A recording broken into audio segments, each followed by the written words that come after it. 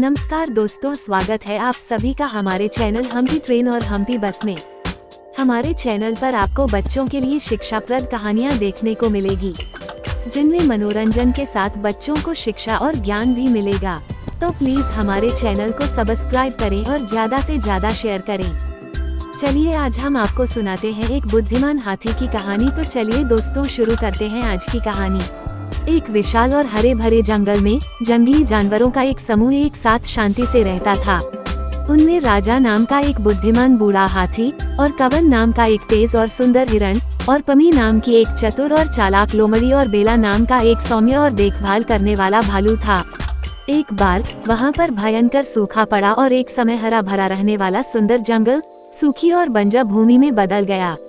तालाब और नदी सूखने लगे और जानवर प्यासे और हताश हो गए। उन सभी के सामने एक भारी संकट था। उन्हें अब खाने पीने के लिए एक साथ काम करना और अपनी सुरक्षा स्वयं करना थी।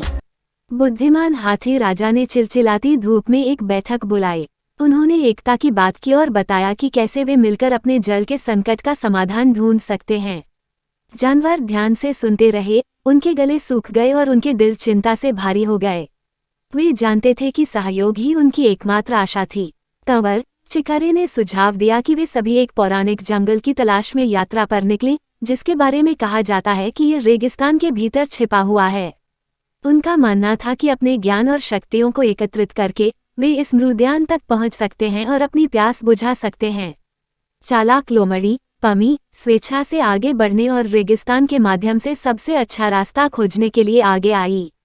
कोमल भालू बेला ने यात्रा के दौरान सबसे छोटे जानवरों को सुरक्षित रखने के लिए उन्हें अपनी पीठ पर ले जाने की पेशकश की, और इसलिए जानवर तपते रेगिस्तान में अपनी खतरनाक यात्रा पर निकल पड़े। रास्ते में उन्हें कई चुनौतियों का सामना करना पड़ा, जिनमें तेज गर्मी, खतरनाक रेतीले तूफान और अन्य वन्यजीवों से मुठभेड़ शामिल थी। लेकिन वे अपने साझा लक्ष्य और एक दूसरे पर विश्वास से प्रेरित होकर डटे रहे। कई दिनों की यात्रा के बाद वे अंततः पौराणिक नखलिस्तान तक पहुंच गए। बिल्कुल साफ पानी और प्रचुर वनस्पति को देखकर उनके दिल खुशी से भर गए। जानवरों ने अपनी प्यास बुझाई और अपनी सफलता का जश्न मनाया। जब वे नखलिस्तान के पास आराम कर रहे थे, राजा बुद्धिमान हाथी एक बार फिर बोला। उन्होंने उन्हें याद दिलाया कि उनकी एकता और सहयोग ने उन्हें बचाया है। उन्होंने सीखा था कि एक साथ काम करके वे सबसे चुनौतीपूर्ण बाधाओं को भी पार कर सकते हैं। इस कहानी का सार यह है कि टीम वर्क और सहयोग से सबसे कठिन चुनौतियों का सामना करते हुए भी सफलता मिल सकती है।